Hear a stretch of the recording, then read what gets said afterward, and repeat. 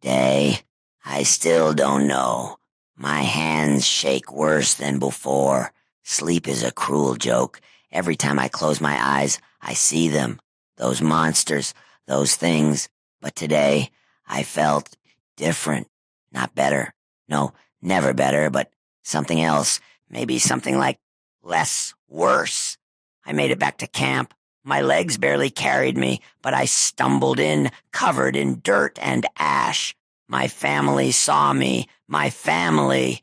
Little Jorpa ran to me, her big eyes wide with worry. "Skrik, you smell like burned socks," she said, wrinkling her nose. I missed that brat. Ma hugged me so tight I thought my ribs would crack. Pa didn't say much. He never does. But he just nodded. That was enough.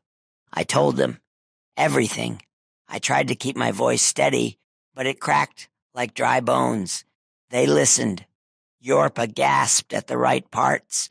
When the spider vanished, when the snake man struck from the shadows, she clutched my arm and whispered, "You're so brave, Skrik." Mr. Brave. Ha! If she only knew how much I screamed. That night, though, the dark had its claws in me.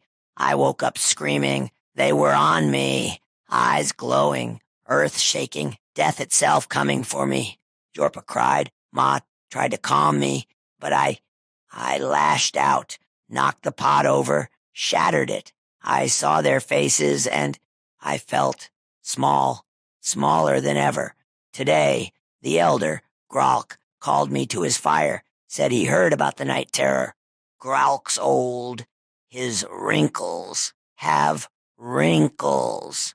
He told me a story about fear, about facing the monster under your bed and seeing it was just a rat. He said, "Skrik, the shadow's biggest trick is making you think it's bigger than you. But you're still here." He told me to go back. I said he was crazy. But then I met her. It was Grathka, widow of Thark. Thark fought beside me. He didn't make it. She asked me, did he suffer? I wanted to lie.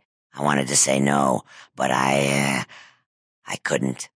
I told her he fought hard. I told her the ground swallowed him in flame, but he didn't scream. She just nodded. Then she asked me for his lucky charm. It was a stupid little bone carving, but Thark never let it go. I didn't have it. It was still there at the place. Gralk and Grathka both stared at me. I felt my stomach knot, but then I thought, I owe Thark, and maybe I owe myself. So I went. I marched with shaky legs. They're gone, I told myself. No monster stays put after all that. I even whistled. Yes, me, whistling.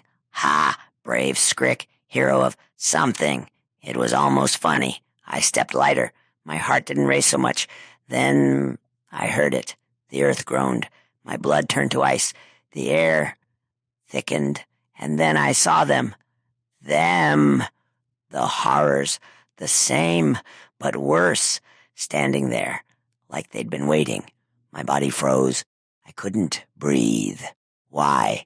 How? Why? And then, boom! The earth, it opened. The sky screamed with fire and smoke. The rocks howled. It wasn't a battle. It was the world ending. I swear I felt it. They did this. They knew I was coming, and they tried to swallow me whole. I ran. My legs found strength. The mountain chased me. The ground tried to eat me, but I ran. Faster than I ever have.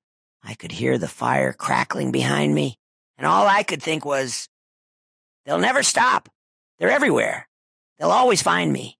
I didn't stop until I couldn't breathe. And then I fell and laughed. Or maybe I cried. Or maybe both. If you find this journal, know this. They are not heroes. They are not men. They are not beasts. They are death, wearing the skin of nightmares, and no shadow, no mountain, no lie of safety will stop them. They killed me once in my dreams, and today, they killed me again. Skrik, the last survivor.